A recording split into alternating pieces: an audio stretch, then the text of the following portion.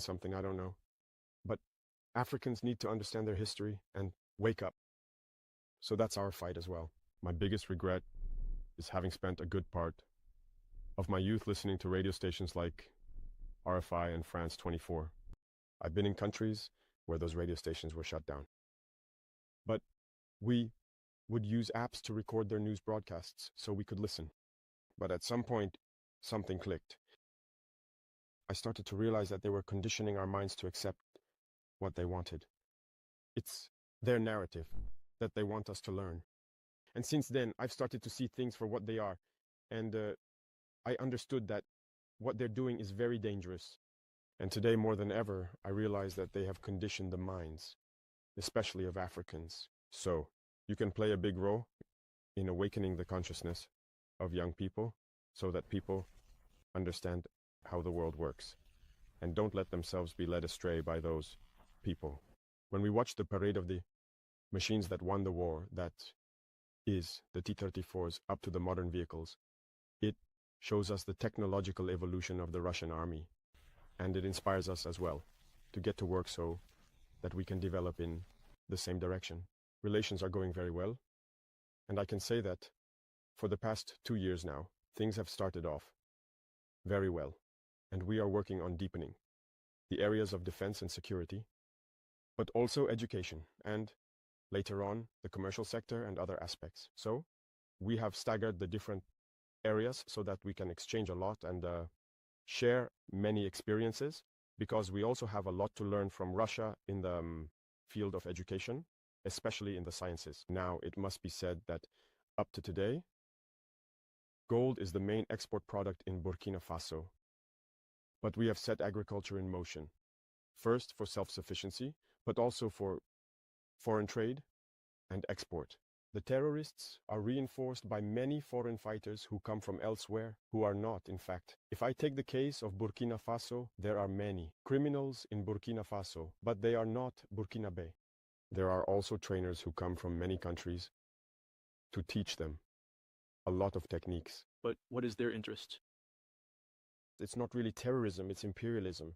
Their goal is to keep us in a state of permanent war, so that we cannot develop and so they can continue to plunder our resources.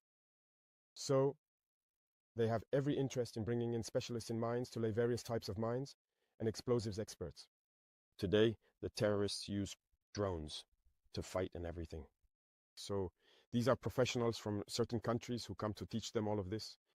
All of this is to keep us in a state of insecurity.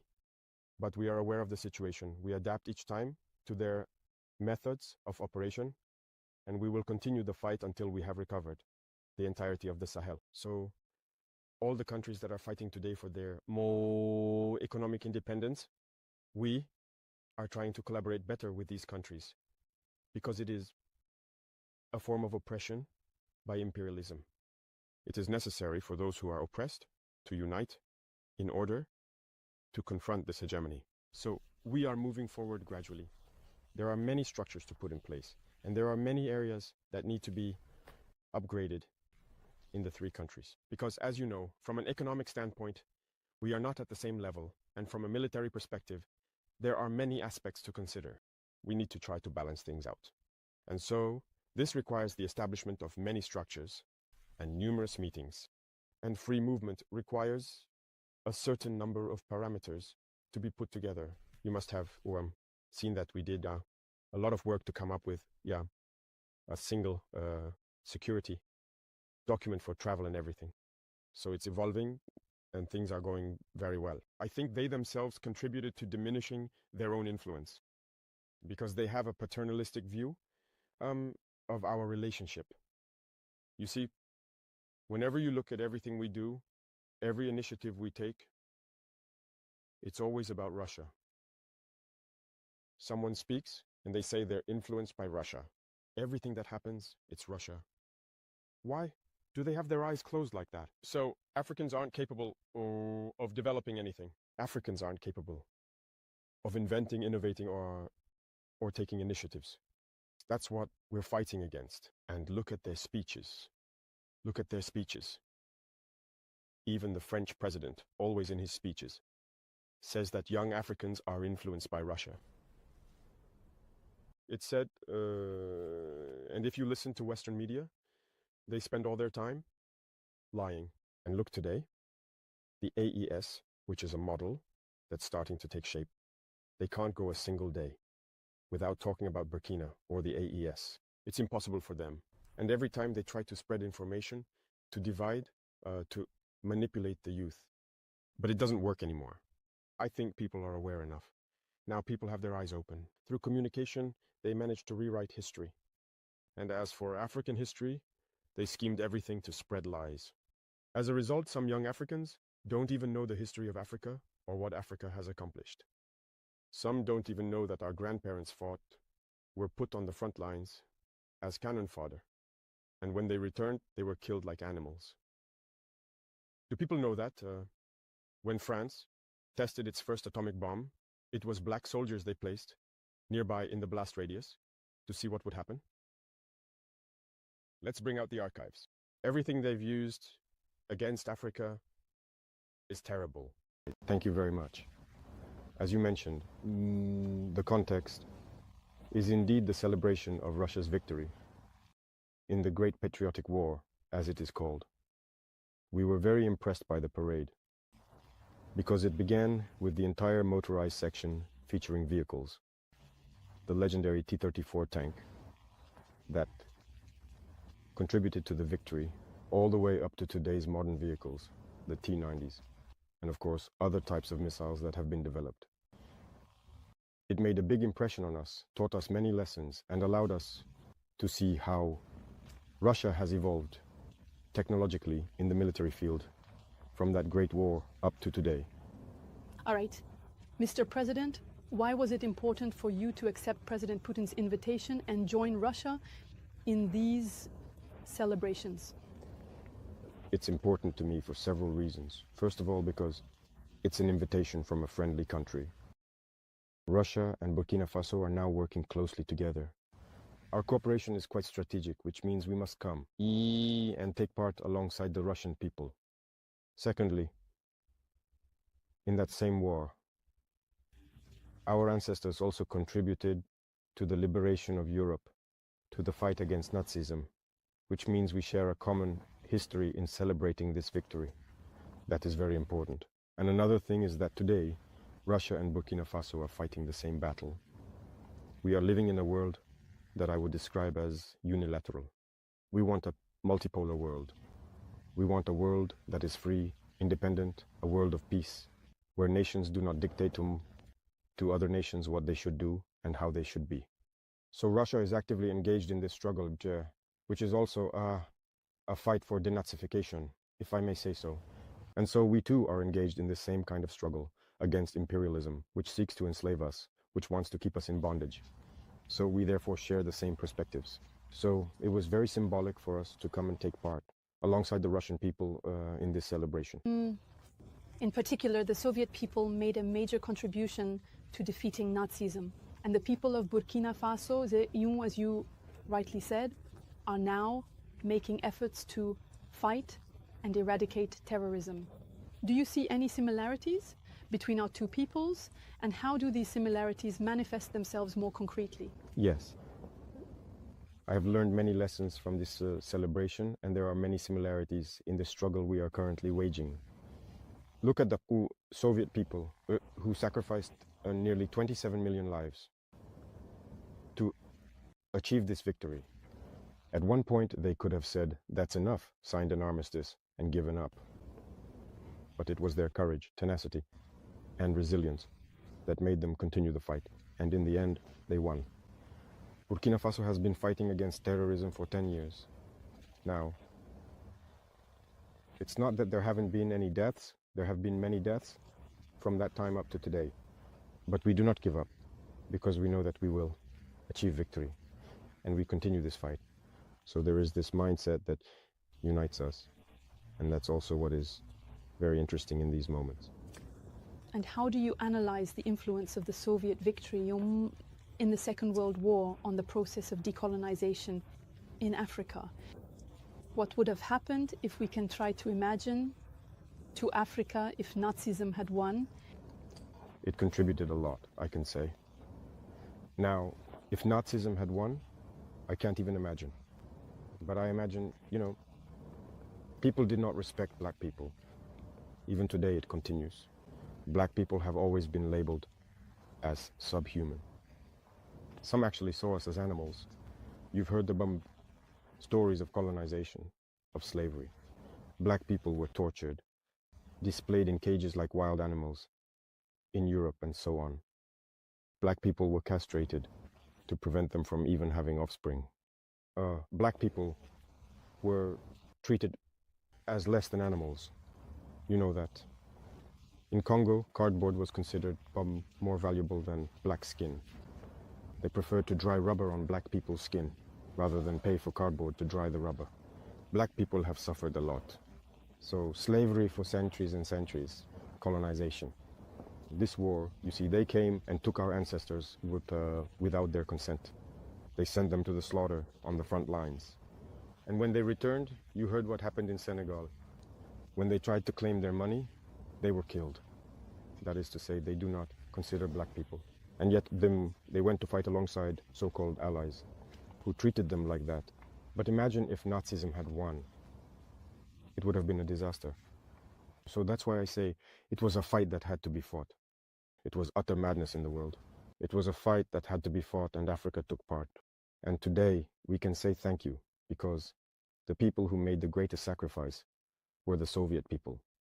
No one lost as many people, no one experienced as much destruction during the war as the Soviet people. So we are grateful, and I think it was necessary for the world to be as it is today, and for Africa to be able to hope to carry on as well. Thank you very much for your answer. Mr. President, you recently declared that Burkina Faso will be the graveyard of terrorism. Are you setting concrete deadlines to completely defeat it? And how do you see Russia's future assistance regarding this, one of the main pillars of the Russia-Burkina Faso partnership? I said that because in Burkina Faso, we are working on the fact that today there are many criminals being recruited to come and fight in Burkina Faso. This is not terrorism. I don't even know how to describe it. It's criminality. These are bandits who have been armed by the imperialists to destabilize us, to keep us in a state of perpetual war, and to exploit us. And so, as I said, we are working to make Burkina Faso the graveyard of terrorism. When someone is recruited to come and fight in Burkina, it should be so that they would rather commit suicide. And that will happen, because they equip them, they train them, and they give them technology, these criminals. But we are constantly adapting. Right now, we are in a rather unique phase. They have acquired new technologies, new combat techniques, and so on, thanks to the support of these imperialists. Now that we have studied the situation, and we are going to respond immediately to all of this. So you will see, terrorism will come to an end. I don't want to set a deadline, but terrorism will end, and very soon, as quickly as we possibly can. And from Russia, all we are really asking for is mainly intellectual support, help with intellectual training for our military industry, which we need to develop, and help to train young people in everything we can develop to confront this war. This is the part that interests us the most. Mm-hmm. And more specifically, what materials or perhaps what equipment interests you the most? First of all, I want to say thank you, because Russia is one of the few countries in the world that has provided us with military equipment to help us fight this war. So that is significant.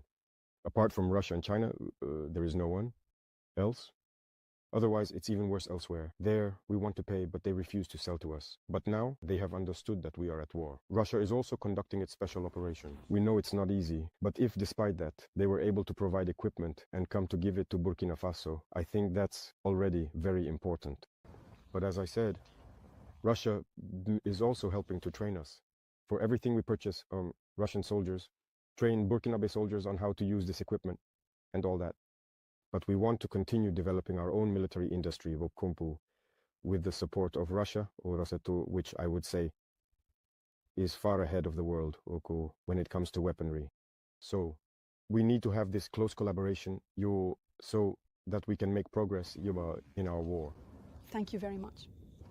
In recent years, there have been major changes for the Sahel and for each of the AES countries in particular, such as, for example, the definitive break with ECOWAS and also the adoption of their own symbols like the common flag. In this context, how would you describe Burkina Faso before and after? And how do you assess the alliance of Sahel states as a format for regional cooperation? Are there any plans for expansion, perhaps? Yes. To understand the AES today, you just have to look at the African youth. I think that African youth are hopeful that this is a model of unity. And for us, the leaders of the AES, it puts pressure on us. And we have to succeed, because Africa now needs to unite.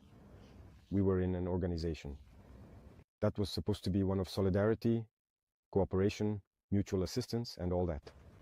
But you can't be in an organization where you call each other brothers, and then at some point they cut off the electricity so that patients die in hospitals.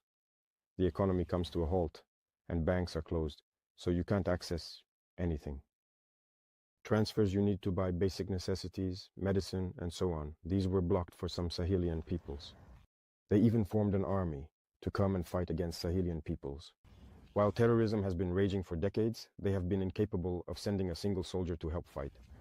These are not brothers. We shouldn't fool ourselves. And it's not the people, it's the leaders. Otherwise, when you look at the people, even in these ECOWAS countries and all, the people support and understand the momentum of the AES. So that reassures us and encourages us to organize ourselves, to be a model, so that in the future it can expand. But in order to expand, we need to establish strong foundations. And that's exactly what we are doing right now. So that's more or less what led us to withdraw and to organize ourselves in order to relaunch. Mr. President, for many people in Africa, you are more than just the president of a country. You are seen as the embodiment of a renewed Pan-Africanism. Why does Africa today, in particular, need, if I may say so, a new Thomas Sankara? How does it feel to take on all this responsibility at only 37 years old? Age doesn't matter, but I can say it's a lot of pressure. It's pressure. You shouldn't let it turn into delusions of grandeur. It's pressure. For me, it's a message that the youth are sending me, and that puts even more pressure on me. If I used to manage to sleep 2 hours, now I've cut my sleep down to just 1 hour. And if you shouldn't sleep, you shouldn't sleep anymore. Because they must have seen something surely that we're doing. Something that, in their view, could help Africa get out of this situation. For us, it encourages us, it remotivates us to keep fighting. That's why I say it's pressure. It's a very heavy responsibility. And I can promise that all we can do is not to betray, to keep following our path of Pan-African struggle. We hope that it will inspire all African youth, and that the Pan-Africanism we long for so much can become a reality. Because Africa has suffered a lot. It's time for us to unite, to work together, to develop ourselves. Just as Africans go elsewhere to see the world, to see money and everything else there is. In Africa, it's possible. It is possible. So this is our mission, and we are going to take it on. Mr. President, more and more African countries are asserting their sovereignty and demanding the withdrawal of Western troops from their soil. Recently, for example, Chad, Senegal, and Côte d'Ivoire have made similar requests. In your opinion, where did the West go wrong in its relations with the African continent? Well, what I know is our own situation. We were at war, we lived with Western troops and all that. We saw, and we decided to part ways with those troops because it doesn't fit with our struggle. On the contrary, it actually amplifies the problem. As for the other countries that have separated, I can't speak for them because they made their own decisions to separate. But then President Macron said that he was the one who told them to find a solution and all that. I can't get into that debate. Only they know the truth. But one thing is certain. You can't talk about sovereignty while having another country's army on your soil telling you what to do. The economy, education, the entire development of a country is based on the military. So every country should develop its own army, be sovereign and independent. And that's exactly what we are doing. When I look at the case of Burkina, these foreign armies were present, and that contributed to weakening the Burkinabe army. They stopped recruiting. They are the ones who say what volume to recruit. There was more weaponry, equipment and everything. Even back in 1988 under Sankara, we were better equipped than, well, 10 or 20 years later. And in the end, terrorism entered the country. When terrorism arrived, we didn't have an army. We are still suffering from it today. It's in the midst of war that we are now building an army. So it's normal that it takes a bit of time. We are suffering, but we have to build an army. And when we come out of this war, we must come out stronger. That's what I'm saying. When I look at the statistics of the Soviet army, the number of men they lost, but when they came out of the war, they emerged much stronger. And today, no army has the equipment that the Russian army has. So we too must learn from our war. To come out of the war, we have to be very strong. Sovereignty begins with the army. Once you have a strong army, all the other sectors can easily develop. That's what I can say. That's what led Burkina, in any case, to separate from those armies. All right. Another topic that persists and is important is the Ukrainian issue. Russia declares itself ready to negotiate without preconditions, while Ukraine constantly imposes constraints. Moreover, Kyiv supports terrorists in the Sahel. In your opinion, who does not want peace for our two countries? I think that even before now, there was the Turkish President Erdogan, who managed to create a framework for dialogue. And I believe that the two presidents met at that time. It was only the beginning of the operation. All of us hoped that it would lead somewhere, that the weapons would fall silent, and that everyone would return to good intentions. But it was the Westerners who came and told the Ukrainian president not to accept. We followed all that, and in the end, what did it lead to? Well, I think all of this falls under manipulation. I think they were manipulated. Otherwise, the Ukrainian and Russian peoples were, well, it was the Soviet Union. They are brothers. How is it that hatred and Russophobia could be cultivated within this population? The war did not start in 2022. It started in 2014. This is also a reality that many people perhaps don't know, or that people refuse to acknowledge. It was in 2014 that the war began. And today, people are surprised to see that others might be shifting the blame onto Russia and all that. When Russian-speaking civilians were being bombed in 2014, who was speaking out? There are images that still exist. People were locked inside houses and burned. There are images that are there, but action should have been taken all that time. They were manipulated. And today, the reality is plain to see. You see, all the aid that was given, it wasn't really aid. They were told to hand over their minerals. In reality, Ukraine no longer belongs to the Ukrainians. They were manipulated, and now they are the losers. All sectors will be managed by those who led them into this war. The hope was to weaken Russia, but Russia is coming out of this war even stronger. So I think they need to understand this and come back to their senses in order to negotiate and achieve peace. Because they have declared that they support the terrorists. You all followed that. And we can also see on the ground that they are indeed supporting the terrorists. This is not a good war. I think they are completely mistaken. They need to come back to their senses. In any case, they can support them, but we will fight them and we will win. So, if they still haven't understood by now that this whole maneuver was meant to bring them down and seize their critical minerals, they can keep waging war.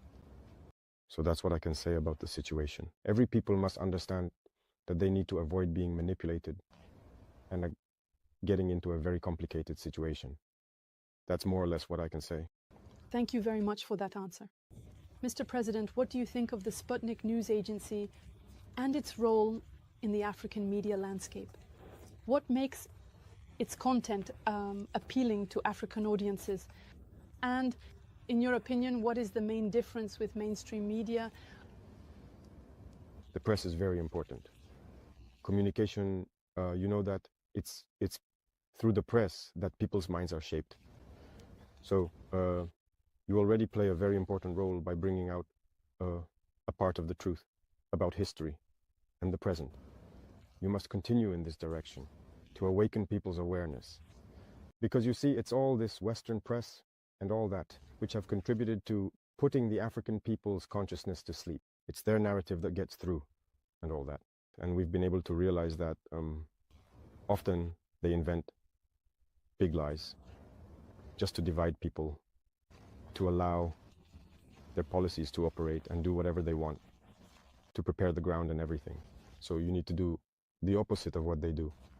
That is, contribute to awakening people's awareness, and you have an important role to play, especially in Africa itself, so that Africans understand their own history, wake up and stop believing the lies of these Western media outlets.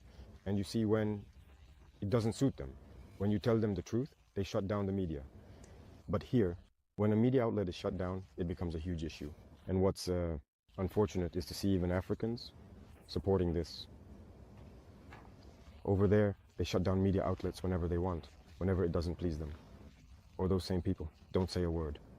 But when we shut down media outlets, you see so-called intellectual Africans on TV panels. We don't know what they've taken, but it's dangerous. So you have a very important role to play, as do all the media, in awakening the consciousness of Africans. There you go. I said that we are here so that young people wake up. We're not here with the intention of looting or anything like that. We want to build Africa. And if young people aren't awakened, they'll be lulled to sleep. These Western media sing our praises, saying we're doing well, we're doing well. But no, that's not true. We want people to know when things aren't going well for us. That's it, and for others to take over when needed. But when they also lie and say things aren't going well, we'll prove the opposite. So keep communicating and raising awareness in Africa. Thank you very much. Mr. President, following the statements made by the AFRICOM commander before the US Senate, your government responded firmly, denouncing unfounded accusations regarding Burkina Faso's sovereign choices. What do you say to those, especially in Washington, who continue to question the legitimacy of your current partnerships, particularly with Russia? And how do you intend to defend Burkina Faso's image on the international stage in the face of this kind of rhetoric? In any case, we are free to establish relations with whomever we choose. That is what independence means. So on this matter, they can continue to think whatever they want. As for us, we will go wherever we want, as long as the partnership can, in any case, be mutually beneficial for both parties. Regarding those remarks, as you mentioned, we protested through the Ministry of Foreign Affairs. That was one thing. But I don't know what happened with that general. There is still a problem. And I would perhaps like him to admit his mistake if he was sent, and to understand that this was not the right mission. If he was misled, he should say so publicly, or otherwise admit before the Senate that he was mistaken.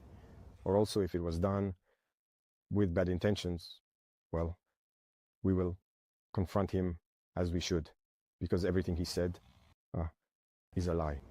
And it's really shameful to see an adult lie, to see an adult, a general officer of a great army lie. This is very serious. First of all, he talked about Burkina's gold being used for what? For us, to protect ourselves and all that. First, it's Burkina's gold, it's not his gold. That's the first thing. What business is it of his? It's none of his business. It's Burkina's gold. It doesn't concern him. Second thing, he's lying. Because Burkina never had any gold reserves until we came. We were the ones who started setting aside gold in the treasury of Burkina Faso. Otherwise, there wasn't a single gram of gold reserves in Burkina. So that means he's a liar, again. And another thing, when he says that, we use it to protect ourselves and all that. We're free. If the people have decided that we should govern them, We have a duty to protect ourselves. So we are free. What business is it of his? And the part that hurt me the most, not because he's a general or because he's American or anything like that, but because he's black. And it really hurts to see a black man being used to fight against another black man. And this didn't start just now. It has to stop. You see, it's very dangerous. Even Libya, who destroyed Libya, once again they used a black man. In movies, back in the day, in America, black people always played the bad guy. We told ourselves, it's just in the movies. But why do black people have to keep playing the bad guy? And I think that if he heard this interview, he should look at himself in the mirror, feel ashamed, come out and say, well, I was given a false report. I regret it. He needs to say it publicly. If it was a false report, then it was made, because it's possible.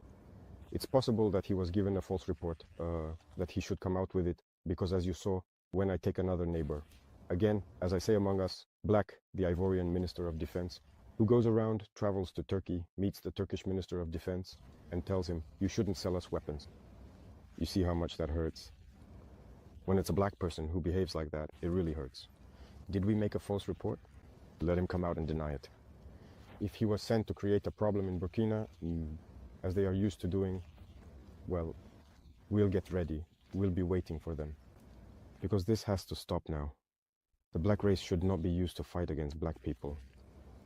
Every time it's the same thing. It's always the same. And that's what we deplore. And it really hurt us to see that it was a black person making these statements. It's true that they may regret it through various channels. They're trying to make up for it. Now that it was said publicly, it needs to be made right publicly. That's how it is for us. We're no longer engaging in diplomatic hypocrisy, as we like to say. Saying things loudly and clearly, and then coming back later to say, no, we're sorry, we didn't mean it. That's not enough. It needs to be said publicly.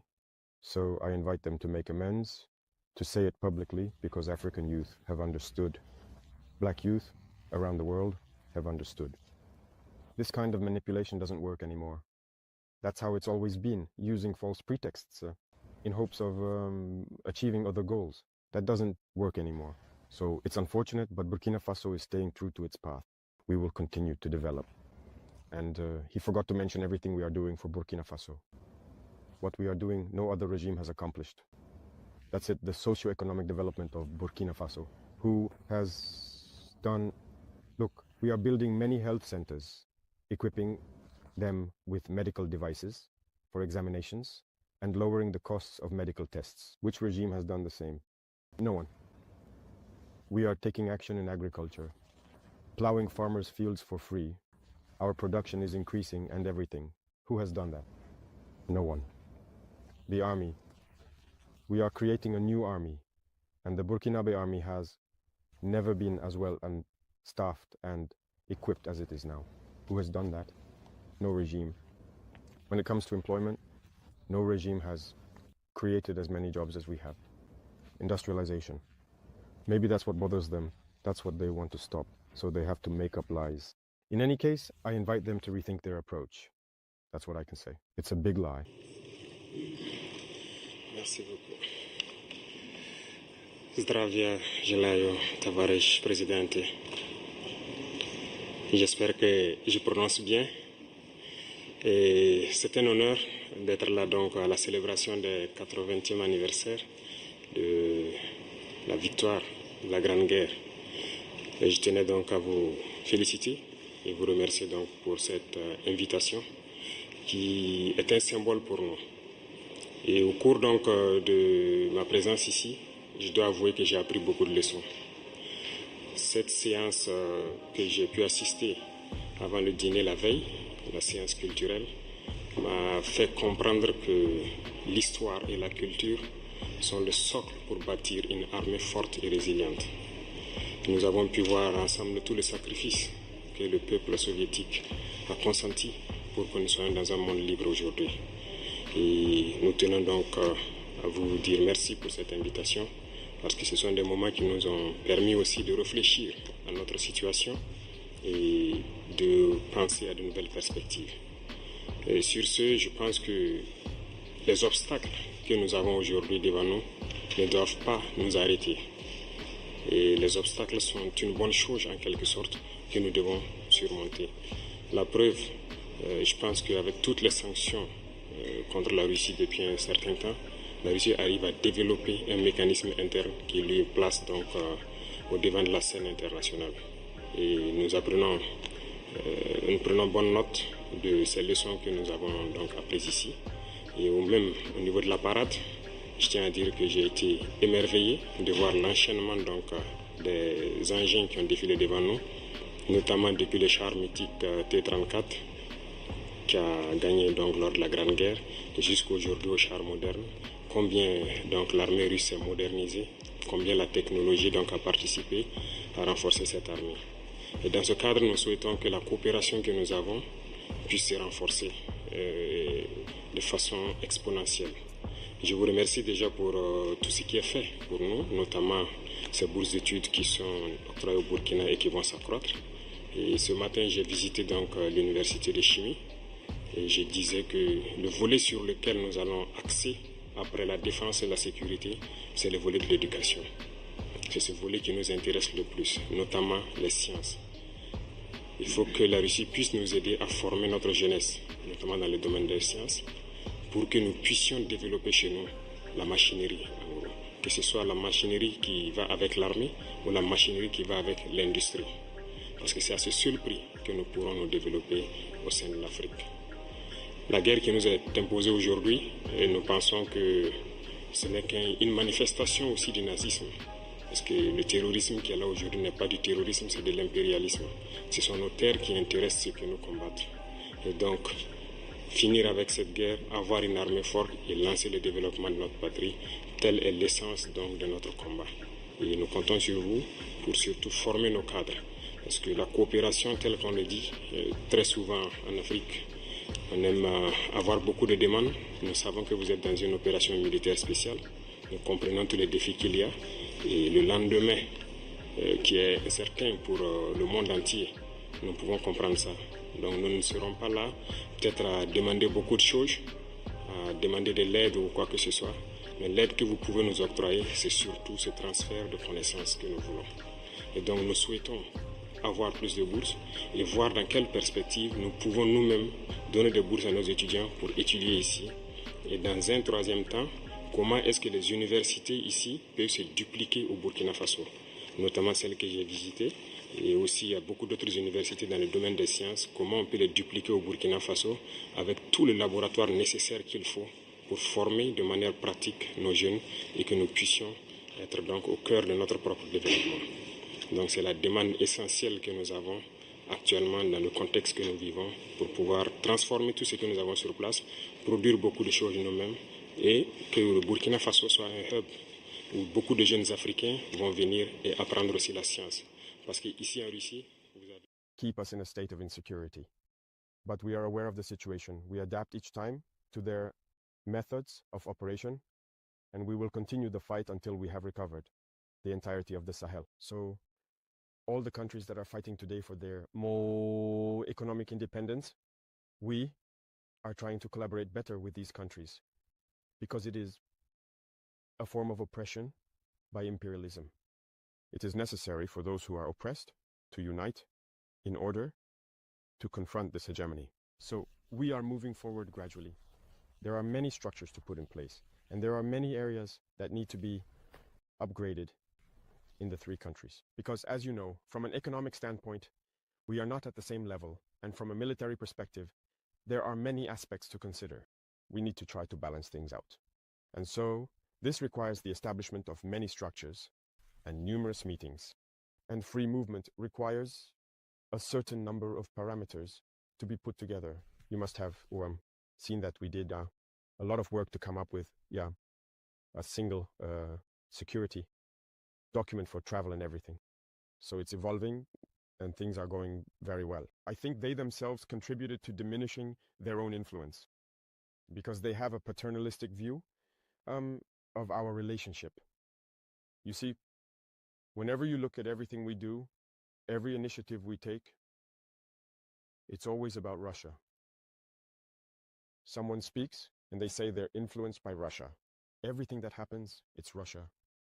Why do they have their eyes closed like that? So Africans aren't capable of developing anything. Africans aren't capable of inventing, innovating, or taking initiatives. That's what we're fighting against. And look at their speeches. Look at their speeches. Even the French president, always in his speeches, says that young Africans are influenced by Russia. It said, and if you listen to Western media, they spend all their time lying. And look today, the AES, which is a model that's starting to take shape, they can't go a single day without talking about Burkina or the AES. It's impossible for them. And every time they try to spread information, to divide, to manipulate the youth.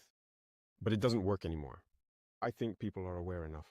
Now people have their eyes open. Through communication, they managed to rewrite history. And as for African history, they schemed everything to spread lies. As a result, some young Africans don't even know the history of Africa or what Africa has accomplished. Some don't even know that our grandparents fought, were put on the front lines as cannon fodder. And when they returned, they were killed like animals. Do people know that when France tested its first atomic bomb, it was black soldiers they placed nearby in the blast radius to see what would happen? Let's bring out the archives. Everything they've used against Africa is terrible. So all of this needs to be communicated so that young Africans understand, because there are still many who are asleep and continue to speak on behalf of the imperialists. Whatever they're told to say, they do it. Maybe it's because, well, they're given something, I don't know.